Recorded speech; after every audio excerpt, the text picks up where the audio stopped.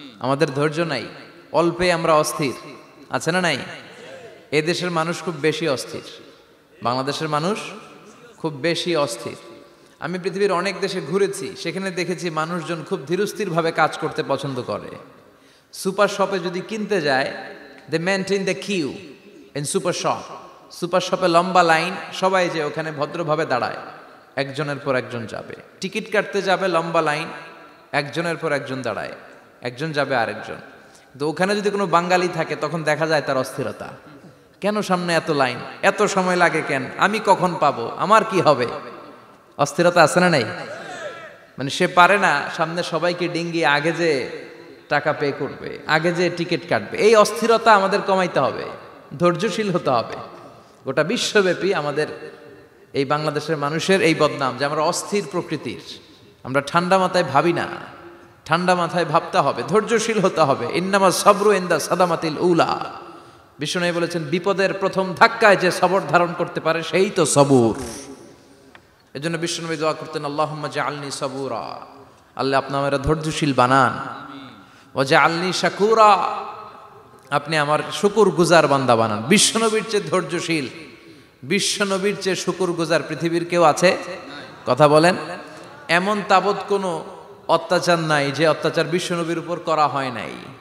বিশ্বনবী মক্কার জামিনে যখন দাওয়াত দিতে লাগলেন, ওনারে পাগল বলা হতো, বলা হতো তুমি পাগল, বলা হতো মুহাম্মদ একটা কবি, বলা হতো মুহাম্মদ হচ্ছে গণক। বিশ্বনবী যখন রুকু দিতেন, সিজদায় চলে যেতেন, উটের পচা নাড়ি ভুড়ি এনে বিশ্বনবীর কাঁধে ফেলে রাখা হতো। বিশ্বনবীর গলার মধ্যে রশি ধরে টান দেয়া হতো। কয়েকবার বিশ্বনবীর এই ঘাড়ের এই চামড়া ছিঁড়ে গিয়েছে, একবার চাদর টান দেওয়ার কারণে, আরেকবার রশি টান দেওয়ার কারণে। বিশ্বনবী কিছুই বলেন নাই, ক্ষমা করে দিয়েছেন। যেই মক্কার শত্রুরা বিশ্বনবীকে মক্কা থেকে বিতাড়িত করেছেন, এবং যেই রাতে উনি হিজরত করলেন, মাইগ্রেট করলেন, উনি কেঁদে কেঁদে বারবার মক্কার দিকে ফিরে তাকায়, আবার যায়, আবার ফিরে তাকায়, মাতৃভূমির মায়া ছাড়তে পারছেন না। আর বলছিলেন, মাক্কা তো আহাব্বুল বিলাদ ইলাইয়া, মক্কা আমার কাছে সবচেয়ে প্রিয় শহর। লাউলা উখরিজতু লামা খরাজতু মিনহা, আমার যদি বের করে না দেয়া হতো এই শহর থেকে, আমি কোনোদিন এই শহর থেকে বেরোতাম না। এত ভালোবাসতেন বিশ্বনবী মাক্কাতুল মুকাররমাকে। ধৈর্যশীল ছিলেন। এত অত্যাচার অনাচারের পরে যখন মক্কা বিজয়ের ক্ষণ আসলো, এই মক্কাকে বিশ্বনবীর করতলগত করে দিল কে? ফাতে মক্কা হলো। বিশ্বনবী চাইলে পিষে পিষে প্রতিটা কাফের মুশরিককে শেষ করে দিতে পারতেন, ঠিক কিনা? কিন্তু বিশ্বনবী বললেন, লা তাসরিবা আলাইকুমুল ইয়াউম ইযহাবু আনতুমুত তুলাকা। কোন রিভেঞ্জ চলবে না আজকে, কোনো প্রতিশোধ নাই। একেবারে বড় যুদ্ধাপরাধী যারা, মারাত্মক যারা অফেন্স করেছে, তাদেরকে শাস্তির আওতায় আনা হবে, বাকি সবাইকে আমি ক্ষমা করে দিলাম। In the long history of the world, there is no instance of magnanimity and forgiveness which was showed by our beloved Prophet Muhammad when all of his enemies laid under his feet and he forgave them one and all. পৃথিবীর গোটা পৃথিবীর ইতিহাসে এরকম নজির কোথাও পাওয়া যায় না, যাকে এত অত্যাচার করে বিতাড়িত করা হয়েছে, নির্বাসন দেয়া হয়েছে, হিজরতে বাধ্য করা হয়েছে। তিনি যখন ওই শহরকে আবার বিজয় করলেন, কাউকে আঘাত করলেন না, আগুন জ্বালিয়ে শহরটাকে জ্বালিয়ে দিলেন না, ওদের বংশকে নির্বংশ করলেন না, বরং মুচকে হেসে উনি বললেন, যাও ক্ষমা করে দিলাম। কি ধৈর্যশীল ছিলেন। আবার দোয়াও করতেন, আল্লাহুম্মা জাআলনি সাবুরা, আল্লাহ আপনি আমার ধৈর্য বাড়ায় দেন।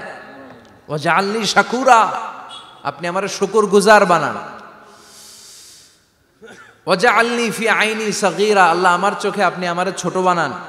ওয়া ফি আয়ুনিন নাসি কাবীরা, আল্লাহ মানুষের চোখে আপনি আমারে বড় বানান।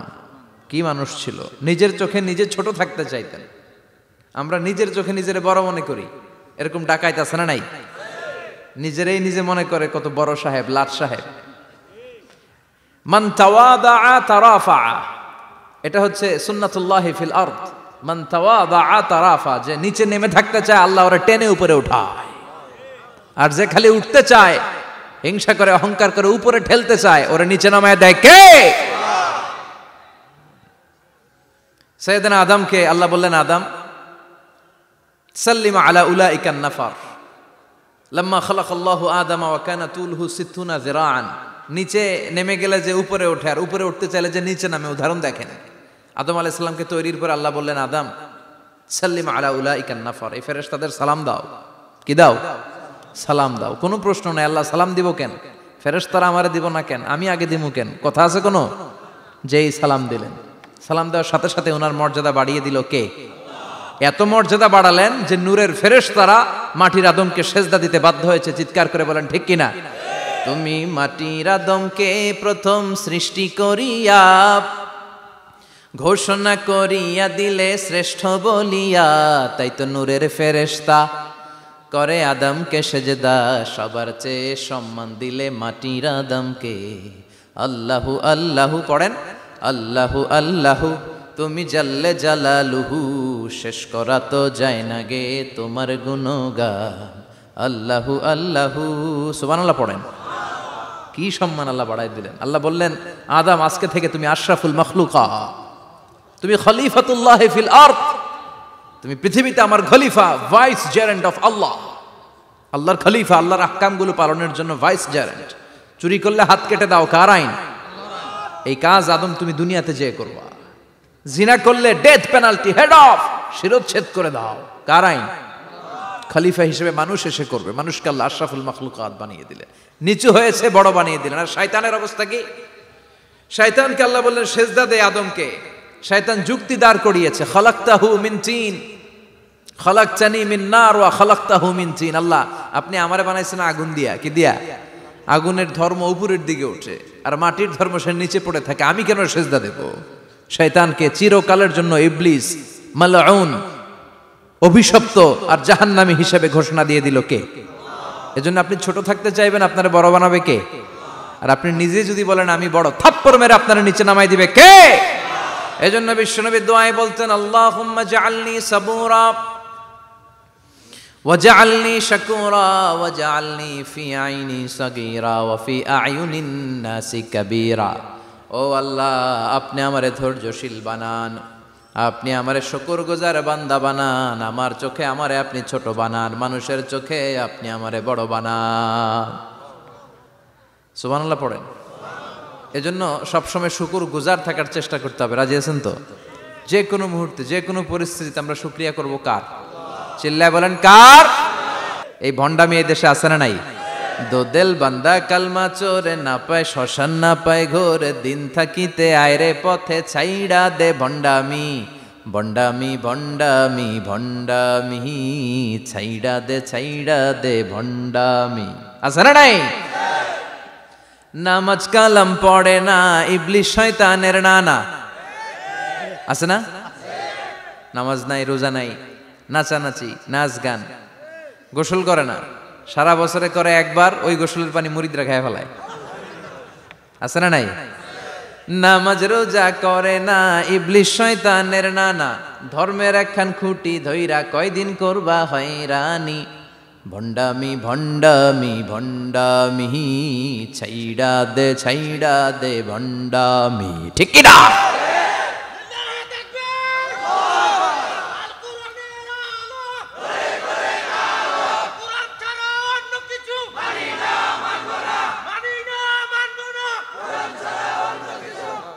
তো এই বন্ড পীর ও পীর, আমার নানা ভাইও পীর। কথা কন, পীরে পীরে পার্থক্য আছে না নাই? পীরে পীরে পার্থক্য আছে। এজন্য পীর চিন্তা হবে। এদেশে এই পাক ভারতে ইসলাম প্রচারে ওলিয়া উলিয়াদের, পীর মাশায়েখদের অবদানের কোনো শেষ নাই। কিন্তু চিন্তা হবে, কষ্টি পাথর দিয়ে যাচাই করে নিতে হবে। কারণ এই পীরের আদলে অনেক ভণ্ড এই বাংলার জমিন আছে না নাই? এই ভণ্ডদের সাথে আমাদের কোনো সম্পর্ক নাই। ওনার দরবারে আলোচনা হয়, সাইয়্যিদ কামালউদ্দিন জাফরি সাহেব যায়, আমরা যাই, দেশ বরেণ্য ওলামায়ে কেরামরা যায়, যারা হকের কথা বলে, যারা কোরআন সুন্নাহর আলোকে বলে, কোনো ভণ্ডামি নাই। যাবেন, প্রতি বছর যাবেন। এরপর ওই যে কেরাত সম্মেলন হবে না এবার 17ই ফেব্রুয়ারি, আমার প্রোগ্রাম যশোর। আমাকে অনেক বলেছিল থাকতে পারলে আমিও কোরআন নিয়ে কিছু কথা বলে আসতে পারতাম, শুনে আসতে পারতাম কারীদের তেলাওয়াত। যাবেন আপনারা, দাওয়াত করে দিলাম। আল্লাহ আজকের সভাপতিকে তুমি কবুল করো। তারপরে আজকে কথা বলেছে মাওলানা রফিকুল ইসলাম ভুইয়া সাহেব, আমাদের সভাপতি সিরাতুন নবী ফাউন্ডেশনের চান্দোলার। না, রফিক ভাইরে চেনে না এমন কেউ নাই, এজন্য আর কিছু বলতেছি না আপনার নামে। আল্লাহ রফিক ভাইরে তুমি কবুল করো। গোলাম কবির চৌধুরী আল আজহারি আসতে পারে নাই, আমার বন্ধু মানুষ, একসাথে পড়াশোনা করেছি। এরপর আমার এক মিতা, মিজানুর রহমান আতিকি, আমরা আগে আলোচনা করেছে, আল্লাহ তাকেও তুমি কবুল করো। সালাত নিয়ে কথা বলতেছিলেন। সালাত আউয়ালু মা ইউহাসাবু বিহিল আবদু ইয়াউমাল কিয়ামাতি আস-সালাহ। কিয়ামতের দিন সর্বপ্রথম হিসেব নেওয়া হবে নামাজের, সালাতের। সালাত চিনেন তো? কুরবানির গোশত খাওয়ার মাঝখানে যেটা খায় ওইটা, হ্যাঁ, এটারে বাংলায় আমরা নামাজ বলি। কি বলি? নামাজ। বিশ্বনবী ইন্তেকাল করবেন, রুহু বের হয়ে যাচ্ছে, 2-3টা শব্দ বললেন, এর মধ্যে একটা ছিল সালাত। আর সালাত, উম্মতেরা নামাজ, নামাজ, নামাজ ছেড়ে দিও না। ওমা মালাকাত আইমানুহুম। মানুষ ইন্তেকালের আগে শ্বাস বের হয়ে যাচ্ছে, রুহু চলে যাচ্ছে, ওই মুহূর্তে কি জরুরি কথা বলে নাকি ফালতু কথা বলে? সবচেয়ে জরুরি কথাটাই তখন সে বলে যায়, ঠিক কিনা? কথা বলেন। বিষ্ণু বলেছিলেন নামাজ। তাহলে এই সালাতের গুরুত্ব আছে না নাই? সর্বপ্রথম এই সালাতের ব্যাপারে in the day of judgement আমাদেরকে প্রশ্ন করবে কে? সালাত কায়েম করো, সালাত কায়েম করো, হবে সম্মানী তুমি, হবে জান্নাতি তুমি, হবে সম্মানী তুমি, হবে জান্নাতি তুমি। দিবে কাল হাসরে শীতল ছায়া আরশে আজিম। রব্বিয়াল আলা, রব্বিয়াল আযীম, রব্বিয়াল আলা, রব্বিয়াল আযীম। সুবহানাল্লাহ পড়েন। এজন্য নামাজ, নামাজ, এই নামাজ যাতে মিস হয়ে না যায়। সব মিস হতে পারে, নামাজ মিস হতে পারে না। আল্লাহ তুমি বুঝার তৌফিক দান করো। আজকে সকালে মহিলা সমাবেশে কথা বলেছে হাফেজ কারি আশরাফ আলী, কথা বলেছে কারি আব্দুল কাইয়ুম মিয়াজি। যারা এই কথা বলেছে আল্লাহ সবাইকে কবুল করো। সঙ্গীত পরিবেশনায় ছিল কলতান শিল্পী গোষ্ঠী, আল্লাহ তাদেরকেও তুমি কবুল করো। আসেন আমরা আল্লাহর নামে 3টা তাকবীর দেই, গলা ফাটিয়ে আমার সাথে সাথে পড়েন আল্লাহু আকবার, আল্লাহু আকবার, আল্লাহু আকবার। আল্লাহ তুমি কবুল করো।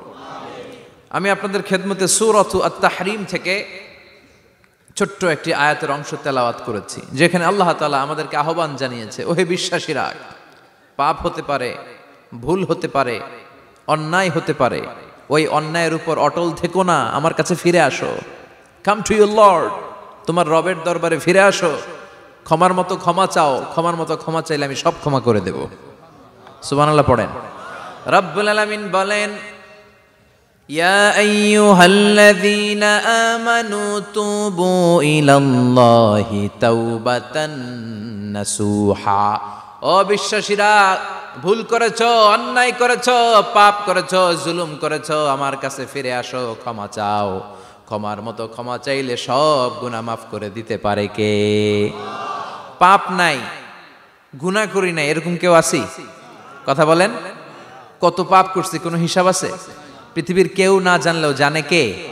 পৃথিবী না জানুক আমি তো জানি, আমি কি পাপ করেছি হায়। আমার পাপের করলে বিচার, বাঁচার আমার নাই উপায়। দয়াময় প্রভু মাফ করো আমায়, মাফ করো আমায়। পড়েন আমিন। আমাদের পাপগুলো ক্ষমা করে কে? চিল্লায় বলেন কে? আল্লাহ ডেকে বলে, গোলাম আমি হলাম গাফিরুয যামব কাবিলুত তাওব। আমার কাজ হলো ক্ষমা করা, আমার কাজ হলো তওবা কবুল করা। শয়তানের কাজ হলো ওয়াসওয়াসা দেওয়া, আমাদেরকে ভুল পথে নিয়ে যাওয়া। আর আমাদের কাজ হলো ভুল করে ফেলা, আল্লাহর কাজ হলো ভুলগুলো মাফ করে দেয়া। আল্লাহ ডেকে বলে, গোলাম তোরা যদি ভুল না করতি, তোরা যদি পাপ না করতি, তোরা যদি অন্যায় না করতি, তোদেরকে ধ্বংস করে দিয়ে এমন একটা জাতি আমি এই দুনিয়ার বুকে তৈরি করতাম, যারা সকালবেলা ভুল করে দুপুরে মাফ চাইতো, দুপুরে ভুল করে রাত্রে মাফ চাইতো, আজকে ভুল করে আগামীকাল মাফ চাইতো। আর আমি আল্লাহ গুনাহগুলো তাদের সব ক্ষমা করে দিতাম। ক্ষমা করে দিতে আল্লাহর বড্ড ভালো লাগে। বান্দা আল্লাহর কাছে বারবার চাক, চোখের পানি ছাড়ুক, এটা আল্লাহ পছন্দ করে। চোখের পানির যে কত পাওয়ার আপনি কল্পনাই করতে পারবেন না। অনুশোচনার চোখের পানি, চোখ বেয়ে নাকের ডগা পেয়ে জমিনে পড়ার আগেই আল্লাহ এই বান্দারে মাফ করে দেয়। বিশ্বনবী ডেকে বলে, ও আমার উম্মতেরা শোনো, আল্লাহর কাছে দুনিয়ার মানুষদের 2 ফোঁটা পানি সবচেয়ে প্রিয়। এক হলো জিহাদের ময়দানে রক্তের ফোঁটা, দুই হলো অনুতপ্ত বান্দার চোখের পানির ফোঁটা। কত ভুল আপনি করেছেন, কত অন্যায় আপনি করেছেন, কত পাপ আপনার হয়েছে, কত মিথ্যা আপনি বলেছেন, কয় ওয়াক্ত নামাজ ছেড়েছেন, কয় লাখ টাকা ঘুষ খেয়েছেন, কত যৌতুক আপনি খেয়েছেন, কত মিথ্যা আপনি বলেছেন। আপনার পাপ যত বড় হোক, যত বিশাল হোক, যত বেশি হোক, আল্লাহর দয়ার পরিসীমা তার চাইতেও বড়। আপনার পাপ, আপনার অন্যায়, আপনার জুলুমগুলো যদি হয় খালের পানির সমান, বিলের পানির সমান, আল্লাহর দয়া সাগরের পানির সমান। আপনার পাপ যদি হয় সাগরের পানির সমান, আল্লাহর দয়া মহাসাগরের পানির সমান। আপনার পাপ আর অন্যায় যদি হয় পাহাড়ের সমান, আল্লাহর দয়া আকাশের সমান। আপনার পাপ যদি হয় আকাশের সমান, আল্লাহর দয়া আরশের সমান।